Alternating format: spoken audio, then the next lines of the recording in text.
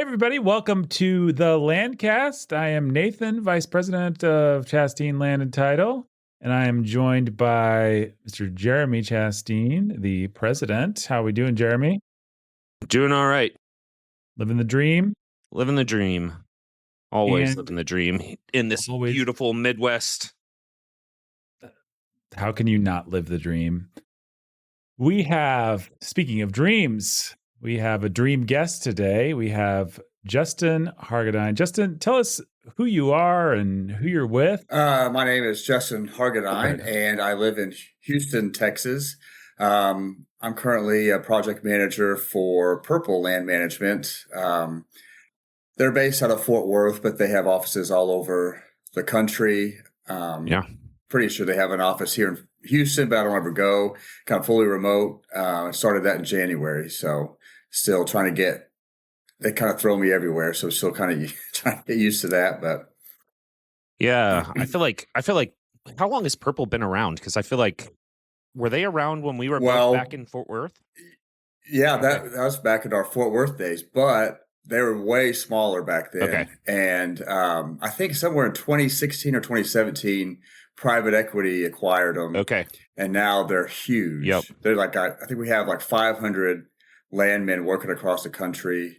I'm an employee, so some people are employees, but most people are independent contractors, just kind of going project to project and skipping here and there and stuff. So, but I was kind of, because they reached out to me to see if I was interested in moving, and I wasn't really, because I was happy where I was, but they made an offer that made sense to move. Yeah. And so, but I never, because Purple just used to not have a very good reputation for different things, but, and I made sure to clear that up, but so that's part of my hiring process. But I've enjoyed working with them so far. How long have you been with them? Just since January. Oh, okay. Okay. So really. And I started, they put me on a project in Ohio, just reviewing stuff, which I'd never done anything in Ohio before. I've already worked in New Mexico some. I think I'm about to help in Colorado. And so project manager is kind of a loose term, I think, because I've only managed a few projects. Mostly just help meet deadlines for now. So how did you get into this industry? Because just so everybody knows, Justin and I go along a ways back. I think was Kastner your first job in the industry? Yeah. Okay. Yeah, we were just kids back we in were those just kids. days, Yep. We were driving around in downtown Fort Worth trying to parallel park to go into the Yep. Good old days. You were with us back when we were on because you were in both offices, right?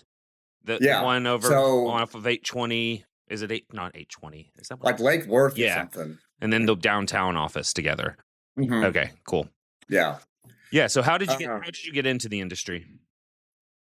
Well, I graduated from A&M. And so when I was in school, I was pre-law the whole time. And so during the summer, I worked for a title attorney during the summers and kind of got to know, what a deed was, what this was, and kind of had a little bit of understanding of title. And when I graduated, I was like, I just want to take a year off before going to law school. I just want to do something else and just see what else is out there. I was tired of school. Yep. Well, A&M has a Aggie only like forum or something. And Chris posted a job on there. Yep. And so I messaged him. And so the good old Aggie network working. I messaged him and got an interview. And back in those days, Landman had a bad reputation of being lazy, of not really doing anything, etc. So he wanted somebody that knew the title side of things, but didn't have a habit of being a landman already. And so he wanted to kind of train people to do that. And so I was a good fit and started working in the Lake Worth office, just kind of getting my feet wet, learning what I could about actually being a landman and stuff. Worked for them for a couple of years. Yeah. How long do you think you worked for them? Let's see. I started in fall of 2009, and I left sometime in 2012, maybe the spring of 2012. Okay. Yeah, I always forget that Chris was an Aggie. We were actually like surrounded by Aggies in Kastner. Well, the whole office was Aggies. Basically, Jared and Judd were Aggies. Yep. Man, he hired good people. Yeah. That's all I can go say. Longhorns, right? I'm gonna shut this you're shut this down if you say that again. Don't worry. So you and I were there for at least a few years together in Fort Worth. Yeah. So just talk a little bit about like your the evolution of you as a landman. Where have you come since Fort Worth? Because we were all there, and then oh my gosh, the Barnett Shale. I think we all kind of had to move on from the Barnett Shale at some point. Yeah. I got moved to West Texas and then up to Ohio and then ultimately got here in Indiana and Illinois. Yeah. I eventually did some stuff in West Texas for them, and then I went to go work for Jared and Judd and Tyler. But okay. Were you there with my mom at all? Yes, okay. I think that's how I ended up moving, because she was like, I'm moving over there. I was like, oh, well, I don't want to work in West Texas anymore. Yeah. They hiring? They were. And so I worked for them for a couple of years too. Okay, cool. So yeah, good old Tyler. Yeah. But as far as evolution goes, I mean, it's just crazy.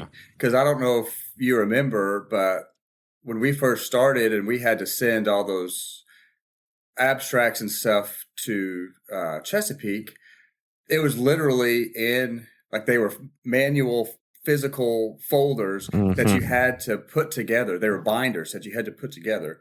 So I remember going to FedEx with Mike Van, loading the bed of his truck with 40 FedEx boxes of stuff. And we would literally mail these physical binders to the client.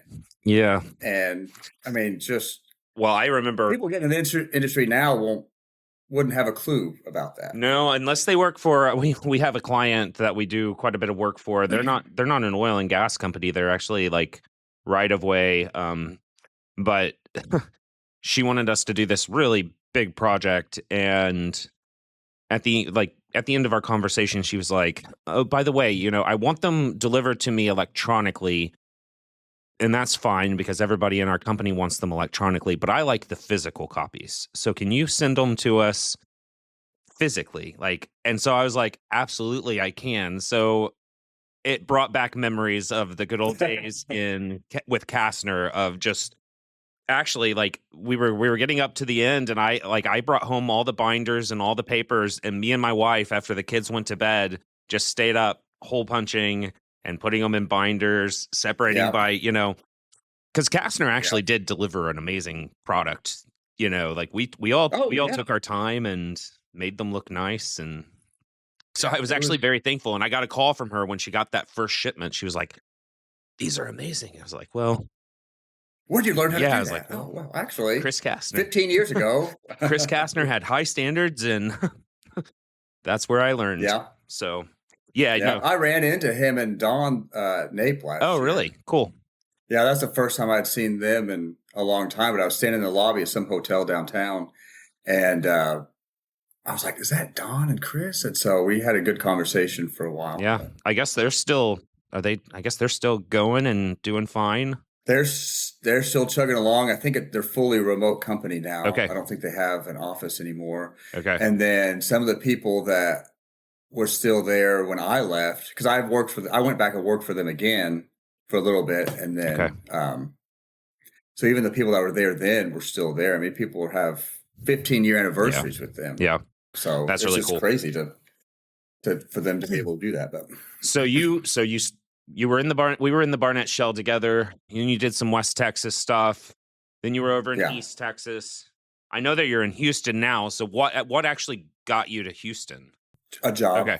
So in 2017, I was working in Oklahoma, and that job was a disaster. We could probably have a whole episode about that job. But I was just desperate, because I was like, I'm never moving to Houston. I don't care. Well, I was desperate enough to move to Houston, and I love it now. Yep. So minus a little bit of break during COVID, when I did real estate instead of oil and gas. Okay. I've been here since then. But just as far as my career goes, just obviously working in lot and block in the Barnett, I was like, okay, this isn't too bad. Yep. Then I would go to East Texas. Okay, meets and bounds. Okay, yeah, I think I got that. I got that squared away. Sometimes it's complicated, but okay. Well, then I went to the Permian. Yeah. And my first project in the Permian, I was like a deer in the headlights. Mm-hmm. I was like, units held by production. Yeah. Not participating royalty. What does all that mean? And now I've mostly worked in the Permian. Oh, really? Doing all that stuff. So it's kind of crazy of how you went from just doing subdivision title basically to extremely complicated units and depths and all that kind of stuff. So yeah. Legals, what I found, at least, so up here in Indiana and Illinois, which is where we do a lot of our work, it's all section, township, and range. So squares mostly. You get your meets and bounds and stuff, but I think that one of the hardest learning curves for people is going from, like you said, lots and blocks to then meets and bounds, where you don't have a clear, starting point. Like here, it's like we have these squares, so it starts here, then it goes down, and then it's, over here to the point of beginning. So you can even map it somewhat in your head. But then you go down to Kentucky, and it's like, starting at Farmer Joe's tree and then following the meanderings of the river for so long. And it's crazy. Go ahead. I mean, trees don't last that long. Like all these, even in Texas, all of these old things that go to this oak tree or whatever. Okay, well, which one? That oak tree's probably not there anymore. Yeah. And what does it look like? So it's just. Yeah. That's the part that was just crazy to me. And those legals stay around forever. I mean, they start in like the 1800s, and they keep that legal going forward.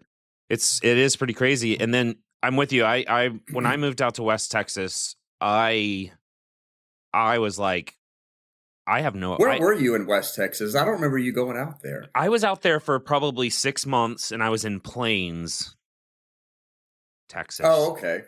Which is that the Permian Basin? That's like Panhandle. Yeah, I think that was that the Eagle Ford? So. Where's that? Well, the Eagle Ford is South Texas. Okay. I think Plains is in the Panhandle. Yeah, closer up there. I might be wrong on that, but regardless, it was like, on my way to the courthouse there, long stretch of road, oil and gas, both sides, rigs are pumping. Smells like oil. And when I got to the courthouse and started running it and looking at, I was like, I don't know what I'm doing. Like I've been doing this for like 4 years now, and I don't feel like I know anything. And it was a weird feeling. I don't. Oh, I bet, because it's nobody trained us how to do that kind of title. Right. We didn't. I mean, what did we run into many? Like at all, like mineral severances in the Barnett Shale? I mean, there probably was a handful, but it wasn't like maybe some, because I know when I bought my house in Fort Worth, the minerals were reserved. Yeah, and certain parts of it, I had a lot, like 17 wells or something in this small little section. So it was just crazy. Wow, how they divided that up at all those gas wells. But I seen that you had gotten into real estate for a little bit. How did that happen? And what was that? What part of life was that? That was during COVID. Okay. So I was working for a company here in Houston. Yep. And when COVID happened and oil dropped, all of a sudden one day it was like, not that same day, but like in a couple of days, hey, finish up what you're doing. This project's over. We have nothing else right now. Yep. So just, hold tight or whatever. Well, that was probably March or April. Well, in January, I had just finished getting my real estate license to do it on the side, because I have a house in Canyon Lake, Texas, which is southwest of Austin, like north of San Antonio, southwest of Austin. Is that the lodge? That's the lodge. Okay, good. Yes. Good. If you've been keeping up with the lodge saga. I keep up with all of your sagas. Yeah, well, I've got a lot. So, And so I knew the broker, because the broker that sold me the house out there, we had become friends.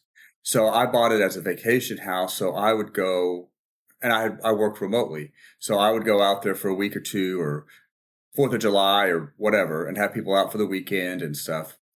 I was going to go work part-time for him just during the summer while I was out there, and he would throw me a house or something every now and then.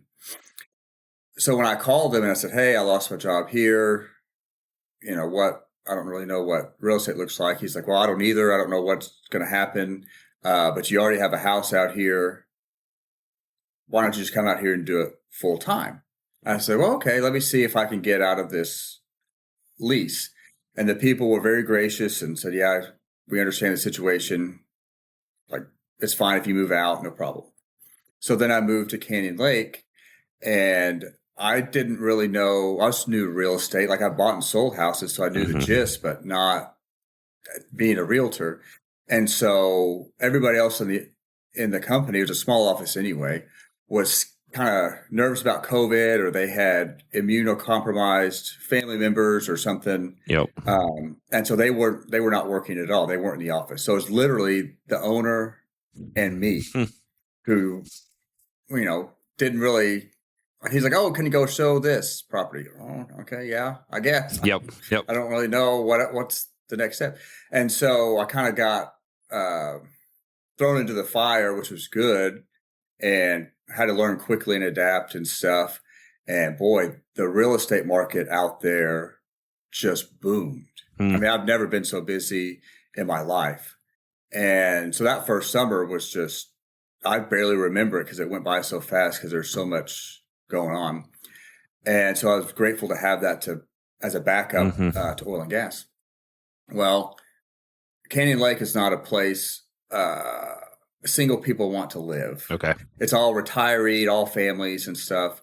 And so I knew some people out there, but I missed my friends in Houston. I missed Houston and everything. And so I did real estate out there for about a year and a half and got a job back in oil and gas. Okay. And I worked for them for a couple months out there just to make sure.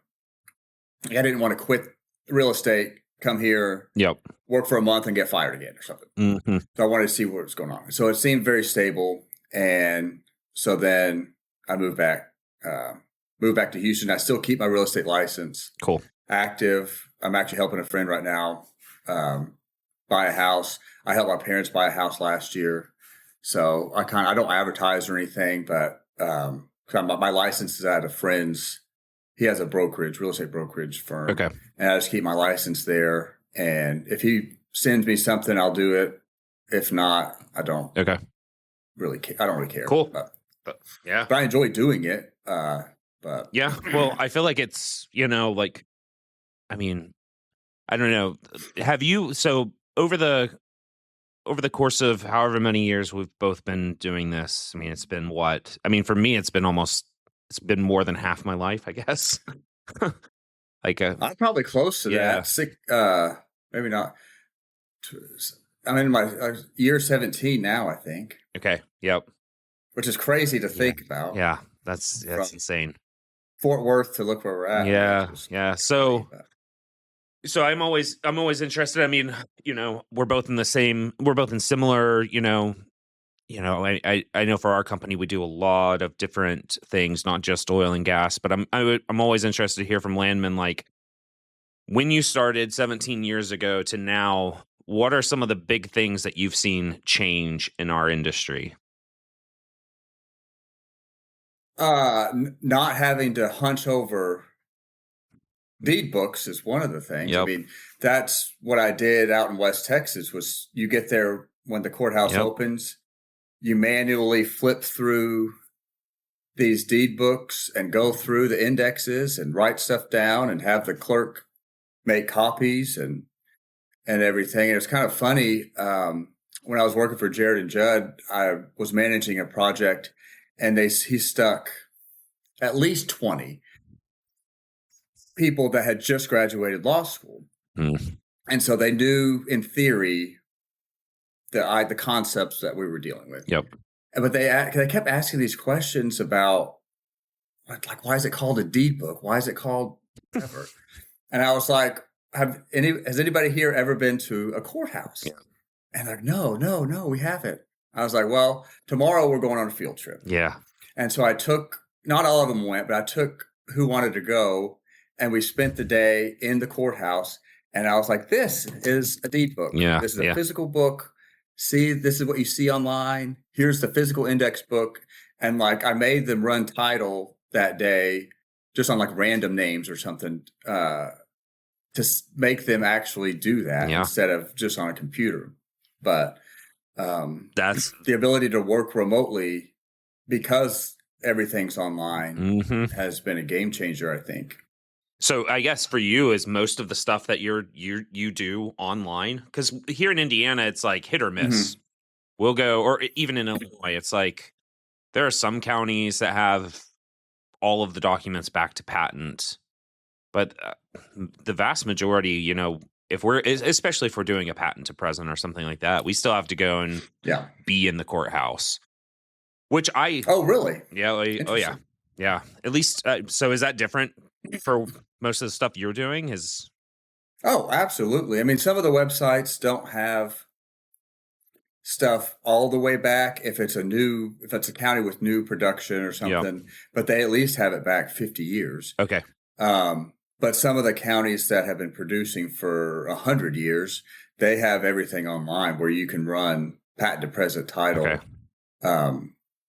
just from your computer. Yeah, that's fascinating. I mean, one of the biggest producing counties in Illinois just recently made it to where you could actually run patent to present from the office. I'm talking like within the last 6 months.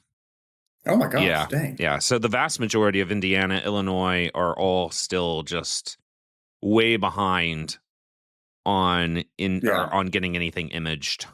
Well, I think that because there's numerous websites now for Texas. Yep. And I think somebody went in there and probably offered to pay to digitize those files. And then, because they charge a fee, they charge per page or monthly fee, it depends on how you want to do it. And then some of the ones that don't have, where you can do the search bar with names, they have the pictures of the old index books. Okay. So you can still search it manually, but from their website. Yeah. So. Yeah, I do think, I mean, at least for me, I still think, I think what you did with those lawyers or the guys from Judd's company is completely correct. I mean, at least for us, I think I would much rather somebody know what a courthouse feels like. Like, what does it look? You're doing the same thing in principle, but let's go to the courthouse and let's see the records. Let's see these old books and stuff, because, and to be honest, I actually find it in some ways easier to be at a courthouse, especially if you're new, because you have multiple different things to help you with, like especially here in Indiana, you have you can go over to the auditor or somebody like that, and they have different cards or books that can help you with transfers and things like that you don't necessarily have at the office.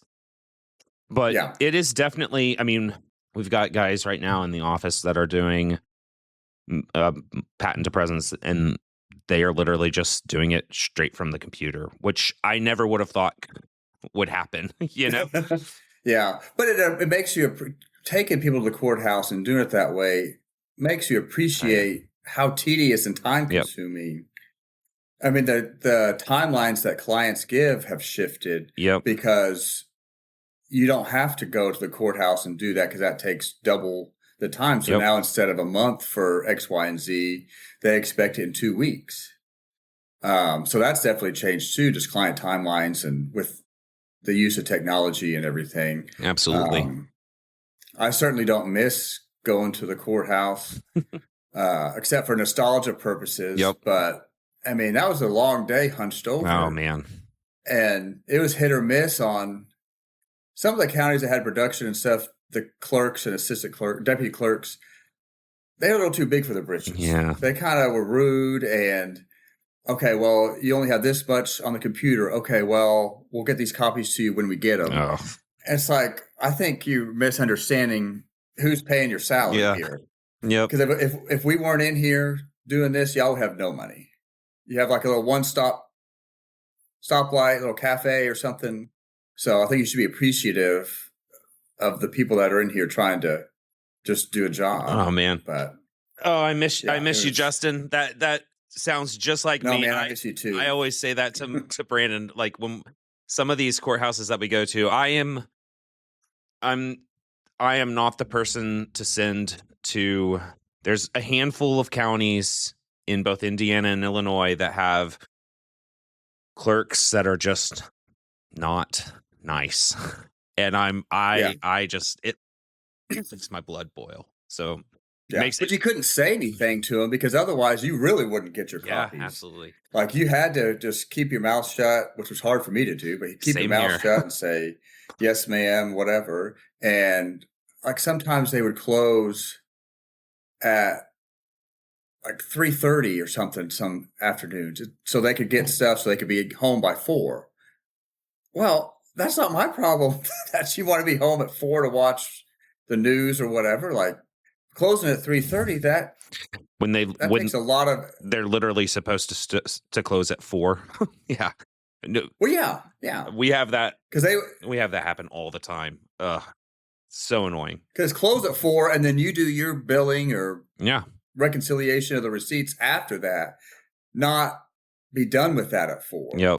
But they could get away with it. Nobody was going to say anything because we needed them, and they knew that. So they're just like, I don't care if you just got the book after sitting here all day for 5 minutes. It's 3:55. Shut it and come back tomorrow. And I remember there was that one clerk in Tarrant County. So that's where Justin and I did most of our work early on. I remember sitting, the clerk she really liked guys, but she did not like women. And I remember I was sitting next to a woman and she had for some reason made this clerk mad. And it was like 3:50 and she came along and was telling us all to get off the, computers. And she just went to this lady's computer and turned it off mid-search, just right there. I was just like, oh my gosh. Like, oh man. What'd that lady do? She looked very confused and a little bit frustrated. I don't think she said anything because it's like you said, you gotta, it's very difficult. And I have made a few different office people mad over the years. I'm not going to lie. I try my best, even when they're frustrating me, to, if I'm going to say a curse word towards them, that I say it under my breath when I'm not within earshot, with them hearing me. Yeah. And then there's the random courthouses where it's like the sweetest people, and you love being there because they're super kind. They're super helpful. They want to help you, sometimes too much, but they at least want to help you. The courthouse in Snyder, Texas was the nicest people that I probably encountered in a courthouse. Yep. They would all sit there and they would, be over the top helpful and I appreciate it, but like I know how to use the computer or whatever. And so, but I remember sitting there and it was entertaining to me because I would be sitting there in the courthouse and they would just be chit-chatting all day about stuff. And I don't know why I remember this particular conversation, but it was around Thanksgiving. And this poor girl, I don't know that she's ever cooked in her entire life, but it was like a couple days before Thanksgiving, maybe like the day before something I was out there. And she was like, oh yeah, I had this turkey that was frozen and I just took it out. Like, do you think it'll be thawed in time? And these old ladies that have cooked 1 million turkeys were like, you're in trouble because that turkey will never be thawed in time. And so it's just like little anecdotes like that they would just talk about and stuff. And it was so, I enjoyed going to that courthouse. But. So you started in oil and gas. Have you done much outside of oil and gas? Like, so for us, for instance, we started our company like right when, oil was doing awesome. We had like 4 projects going on. We had a coal project. and we went home. I'm sure I've already told this story a number of times on the podcast, but we went home for like Christmas, and then by the time we got back, oil was like at $30 a barrel or whatever. And like all of those projects left. And so like quickly for us, Brandon and I, we had to, pivot. We had to, and right now we're very diversified. We do stuff in commercial here in Indiana. We do closings. We have a closing department that we're building out. So for residential and commercial, but we do like lots of work this next weekend. I believe that me, Brandon, and Nathan, our VP, will be in Omaha, Nebraska, talking at an IRWA conference, so the International Right-of-Way Association. So we do a lot of right-of-way stuff with like, one of our big clients is Ameren, another one's Hoosier Energy. So and then obviously we've done a lot of solar right now.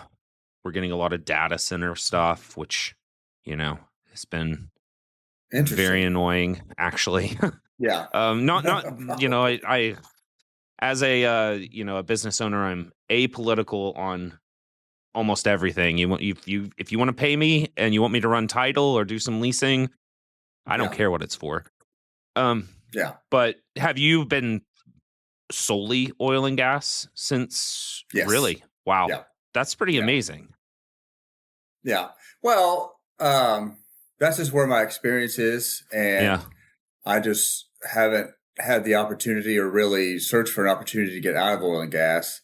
I just completed my 5-year or whatever requirements through AAPL for continuing education. Yep. And I completed the renewable energy certificate, but I don't want to say too much because I don't want to take my license away, but I don't remember a whole lot about that. Yeah. And so I just kind of did it and got through it, got the hours and got through it. But I think there's a lot of opportunities in Texas to do renewable energy. I just haven't been wanting to change or presented with an opportunity to do that. Just Texas and oil is so intermeshed. Yeah. There's no reason for me to do that. I'm assuming Purple, though, they've probably got their hands in multiple. I think they've got their hands in a couple different things. Yeah. I think solar's one of them. They probably do some coal stuff because I know when I was reviewing stuff in Ohio, we had to check for coal reservations. Yep. So I'm sure people want to do that. I don't have a lot of experience with that, but yeah. So you're doing title in the Permian Basin, you're doing title in Ohio, but you live in Houston. So I'm guessing like you are completely remote at this point. 100% remote. So you work from home. Remote. Yeah. You've got your own office at your house and you just have your own setup and you're just either reviewing or running title from there. So tell us. So I feel like that is actually fairly common. I mean, we've got right now, we've had more in the past, but right now we actually only have 3 remote people, and sometimes our we have a lot of field abstractors, and like I had said earlier, we still have to be out in the field quite a bit. But how many people work for you total? Oh now? Man, 14 or 15, I think. At this point, yeah, that's a good sized team. Yeah. It's we're this year and last year have been our biggest growth periods. But like I said, I'm interested to hear like what is the remote life like, because I know that I see like I said earlier, I know about the lodge, and I also know that I'm guessing have been to like half the national parks in probably something like that. Okay. Yeah. So talk to us about it. I want to hear what the remote life is like. Remote life, it's most of the time I'm here in my office and everything, but I renovated an old Airstream travel trailer a couple of years ago. And so now I can work from anywhere. So I can work from national parks. I can work from, state parks, whatever. Yeah. Because I have Starlink. So as long as I can't work in a big forest or something. But shout out to the first trillionaire. Yeah, there you go. Oh, Elon. Thanks, Elon, for letting me work from anywhere. And so I'll take that Airstream and work from the Airstream during the day and go hiking or go do stuff in the evenings or go see towns that in the evening, just kind of see what's going on. And so my most recent trip was some friends got married in Charleston last fall. And so I was like, well, I'm just going to take the Airstream and like make a road trip out of it. Everybody else like flew in a couple days before and flew out. I was like, I don't want to do that. I don't need to do that. And so I'll spend the weekends driving, and then I'll stay somewhere a week and then spend the weekends driving. So I don't have to take time off to drive. Yeah.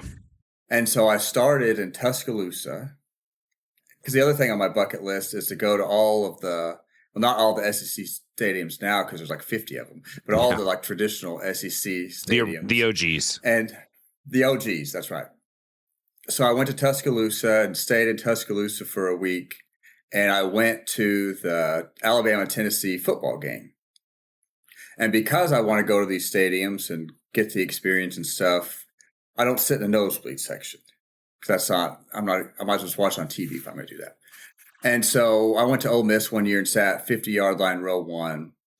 In Tuscaloosa, I sat like 10 or 20-yard line, row 5.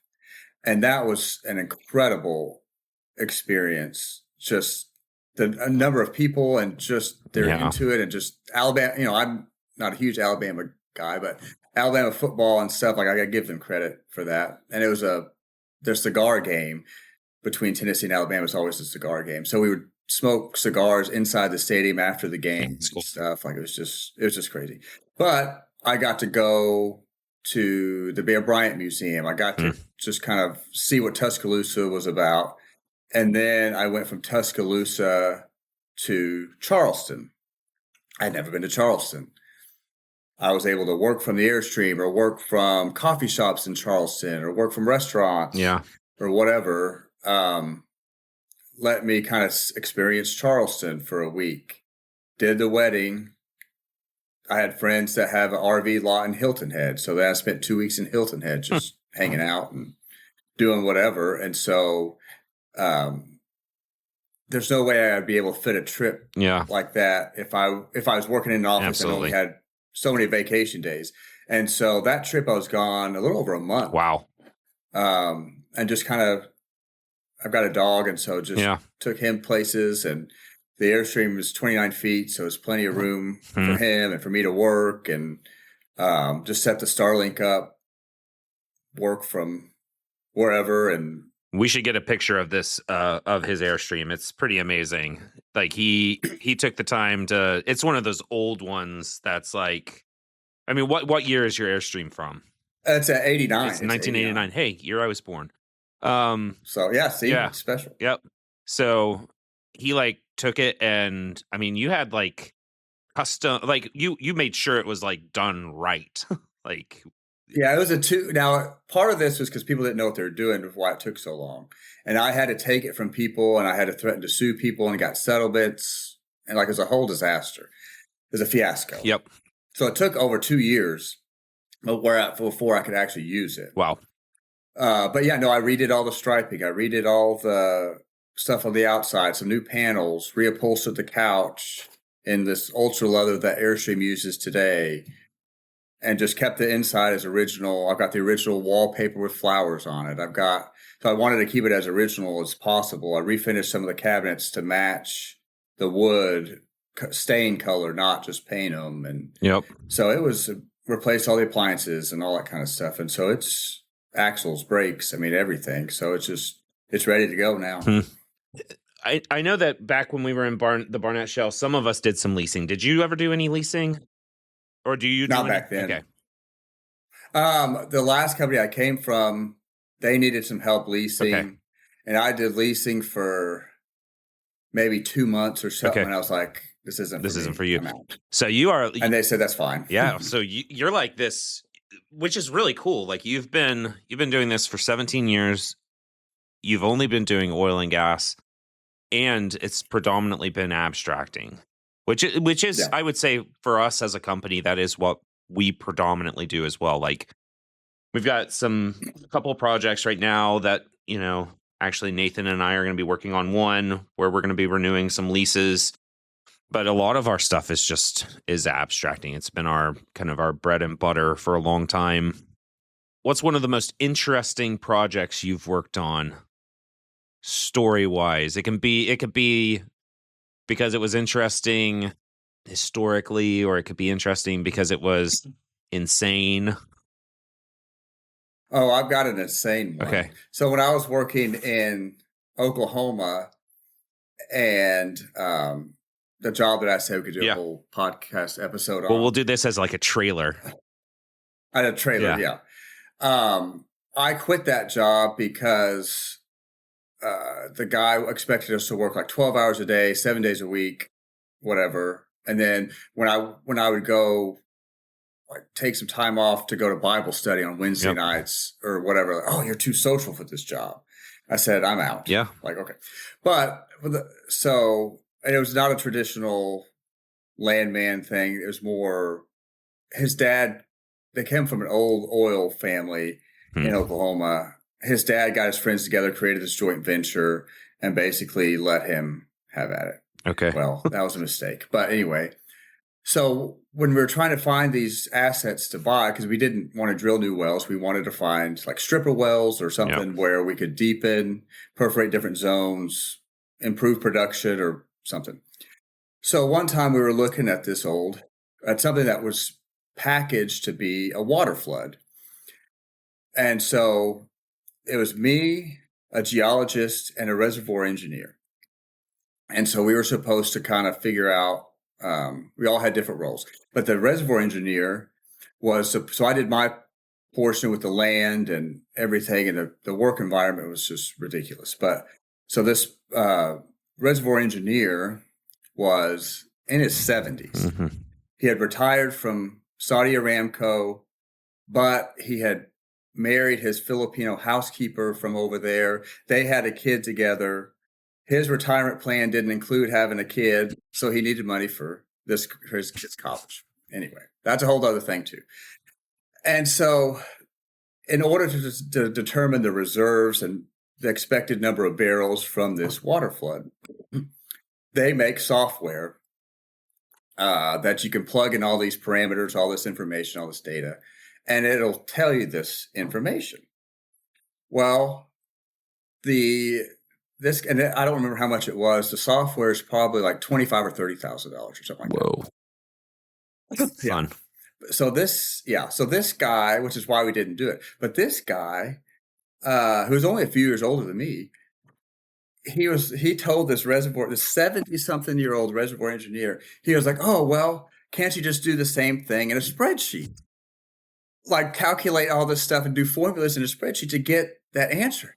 And the 70-year-old man was like, what? What are you talking about? There's no way I don't think you understand what goes into this. And he was like, oh, I'll just give it a try. And I don't know what's more crazy, having this 70-something-year-old man try to do anything in a spreadsheet, or have him do all these formulas to get what this very expensive software with all these algorithms can do. Yeah. And so he was like, okay. And it took him, he worked 12 hours a day for a long time doing these formulas and creating this stuff that you plug it in, it fills in over here and stuff. Like it wasn't that accurate, but it was more accurate than nothing. Yeah. And so, but that's the kind of just the tip of the iceberg of the work environment. Yeah. Who's going to take a software and do it in a spreadsheet? And then he didn't want to do a water flood at the end anyway. So it was a waste of time. It was a waste of time.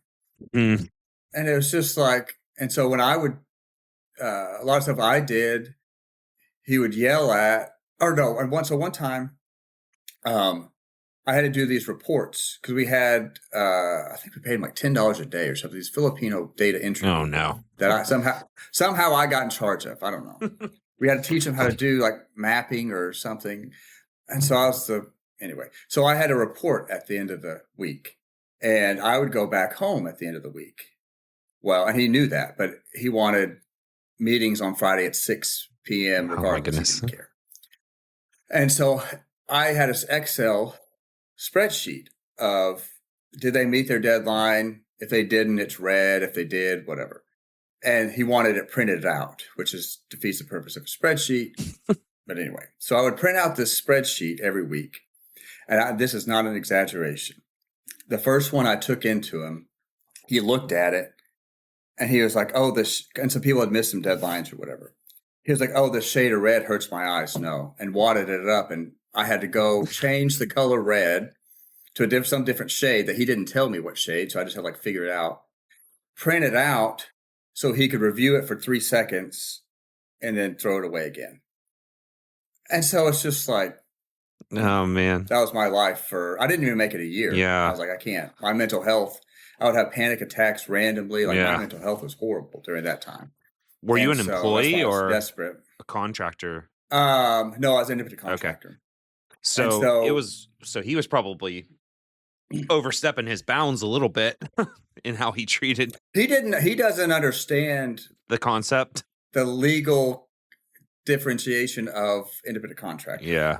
He was like, oh, if you want this job, you're going to do it or whatever. And it's like, okay, yeah, I can get on board with that, but I'm going to do it my way. You can't tell me when and how. And I was just tired of moving. And so I get that. Like, okay, I'll and I thought it might improve. Yeah. It just got worse. And so once we determined that I wasn't going to work there, it was mutual.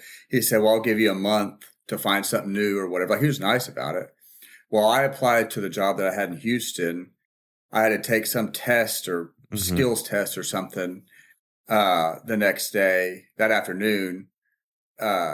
Later that afternoon, they offered me the job, and I went to his office the next morning. And I was like, I quit. Bye.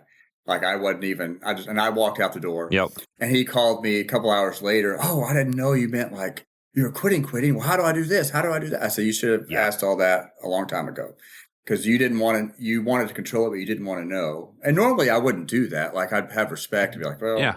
But with him, I was just so done. Like, you're not going to respect me. Here's your 3-minute notice, because I'm going to pack my stuff and get out. Yeah. And stuff. So it's just like, well, but. Yeah. I was fortunate to, there were aspects of a lot of the, I really only worked for Chris Kastner, and then I worked for a guy named Dan Horn. And I would say both of them, all employers have their faults. No employer's perfect. I wouldn't pretend I'm perfect. I wouldn't pretend Brandon's perfect. He's definitely not perfect. He's not here, so I can say that. But I've been fortunate that, because I've heard stories just like what you're talking about, of just it not being enjoyable at all. Yeah. But I've been fortunate. Yeah. Both Chris and Dan Horn were good. I guess Chris at the beginning was, my boss, but I was a contractor, and then we became employees. And then I think I became a contractor again when I went out to West Texas. I can't remember. It was weird. Well, probably not, because do you remember the story of why we became employees? Wasn't it? I forget her name. Do you remember? Wasn't it? Well, I don't think I ever knew who it was. And I thought it was a guy, but maybe not. But we were contractors, and it was this person was in the right. Oh, yeah, we absolutely. Shouldn't have been contractors.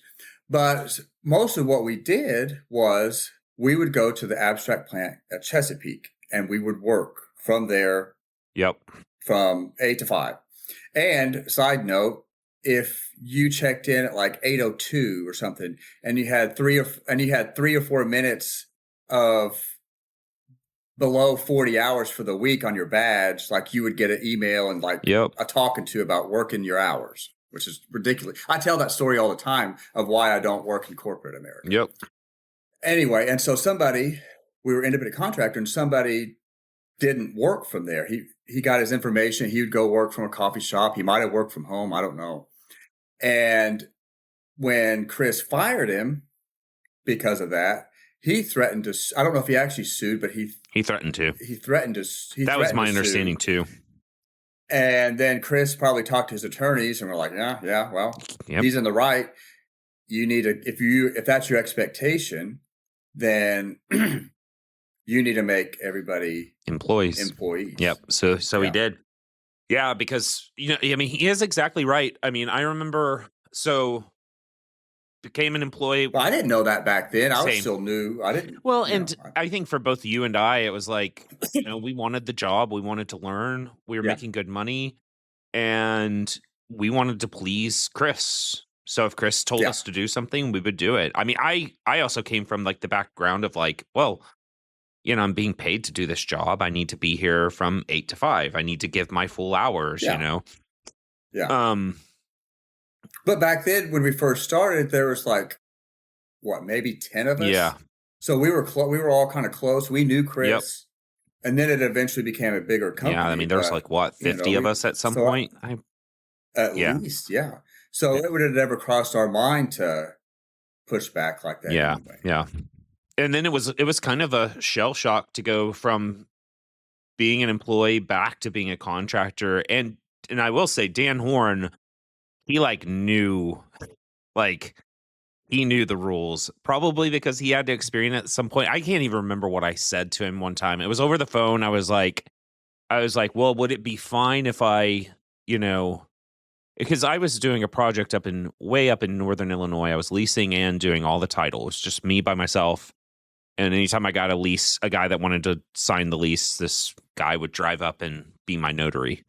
But I asked him, I was like, is it okay if I go tomorrow to do this? He's like, I can't tell you when to do it. We need to get it done. I was like, okay. I was like, is it okay? He's like, I can't tell you. You're a contractor. You got to just get it done. I was like, okay, I'm not used to this. Hint. Yeah. But, well, so I always like to ask this question, especially from somebody who, one, I respect, two, has been in this industry for 17 years. For people who are coming into this industry, what's a piece of advice you would give them?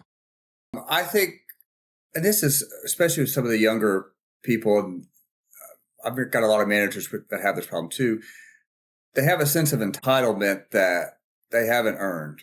And so they kind of just keep your head down and do your work, ask your questions. Some of the people that I've even worked with in my current role, they kind of push back and have a little bit of an attitude about stuff. So if you want to be in this industry and you want to kind of thrive, and because nobody's going to promote people like that, nobody's going to want to work with people like that. And so just for the first couple of years, just do your job, just do it. If it's not exactly the way you would do it, well, your project manager wants it done that way. And if you want to ask questions just for your own edification of why it's done that way, just so you can learn, like, that's fine. But don't be, well, I want to do it this way because this way is more correct, or this way, or, just kind of do your work, ask the questions don't be afraid to ask questions. Like, certainly ask questions and so you can learn, but don't have this unearned sense of entitlement where you're just going to push people away. You're going to make project managers, annoyed, where they don't want to work with you, which means they're not going to recommend you for promotions, and you'll never grow in your career if you start off as a loudmouth. So I think that's a big issue with even some of my other friends in other industries. They're hiring for different positions, and just some of the things that they say in an interview are just outlandish and ridiculous, and expectations are not there. So I don't know what Gen Z learned, but that's not how you do things. Yep. Yeah, absolutely. We just hired some, I guess they would all be, I think we have 3 Gen Zers on, because they're all 20 to 22-ish. Well, yeah. I think that's Gen Z. Yeah. I don't know the years. Yeah, me neither. But they just graduated. Because now there's Gen Alpha. Yeah, so I know that. And Gen Beta, I think. I think we just had baby number 5. So that was baby number 5. Yeah. Holy cow. So baby number 5, and I think she's Gen Beta.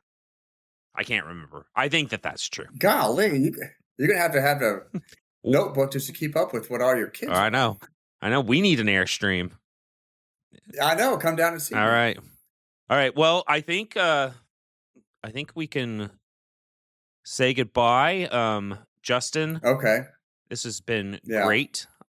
We'll have to do it again because I think that there's probably tons more stories that you could tell.